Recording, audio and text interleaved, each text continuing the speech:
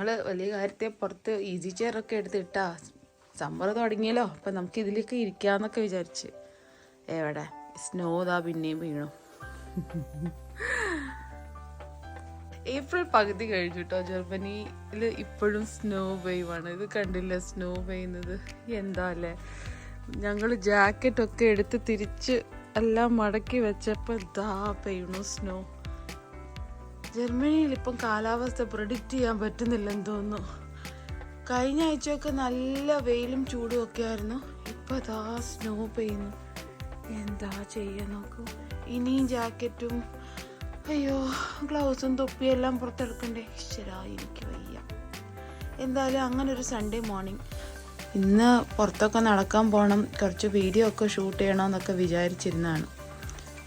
പക്ഷേ മഴയും ഈ ചെറിയ ചെറിയ സ്നോ ഫ്ലേക്സും ഈ നല്ല തണുപ്പ്, നല്ലെന്ന് വെച്ചാൽ ഭയങ്കര തണുപ്പ് എല്ലാം കൂടെ ഞങ്ങളെ ചതിച്ച് ഗൈസ്. അപ്പം സൺഡേ ഇന്ന് വീട്ടിൽ തന്നെ ഓരോരുത്തർ തണുത്ത് വിറച്ചിരുന്നിട്ട് രാവിലെ ബ്രേക്ക്ഫാസ്റ്റ് കഴിക്കുന്നു. വേറെ ഒരാൾ TV കാണുന്നു പുതച്ച് മൂടി. അവൾക്ക് തുണി ഇടുന്ന ഇഷ്ടമല്ല, അവളിതാ പുതച്ച് മൂടിയിട്ടാണ് ഇരിക്കുന്നത്. വൈക you are very tired and cold. Yes. So അങ്ങനെ സൺഡേ രാവിലെ ഞങ്ങള് ഇങ്ങനെ തണുത്ത് വിറച്ചുകൊണ്ടിരിക്കുകയാണ് ഗൈസ്. ഇനി ഞങ്ങൾക്കിവിടെ കുറേ ക്ലീനിങ് ഉണ്ട്. ഇന്നലെ വൈകിട്ട് ഫ്രണ്ട്സ് എല്ലാവരും ഇവിടെ ഉണ്ടായിരുന്നു. അപ്പം രാവിലെ എണ്ണിച്ച ഒരു മൂഡാണ്. കണ്ടില്ലേ വീടിയേട്ടൻ്റെ അവിടെ ഫുൾ ഗാർഡൻ ക്ലീനിങ് ചെയ്ത് തണുപ്പത്ത് മഴയും സ്നോയിൽ എന്തൊക്കെയോ ചെയ്യാണ് അവിടെ. ഞങ്ങളുടെ ഗാർഡൻ നോക്കുക ഗൈസ്, ഫുള്ള് സ്നോ. കഴിഞ്ഞ ആഴ്ചയായിരുന്നു ശ്രീനേട്ടൻ ഇവിടെ എല്ലാം എന്താ പറയുക ക്ലീൻ ചെയ്തത്.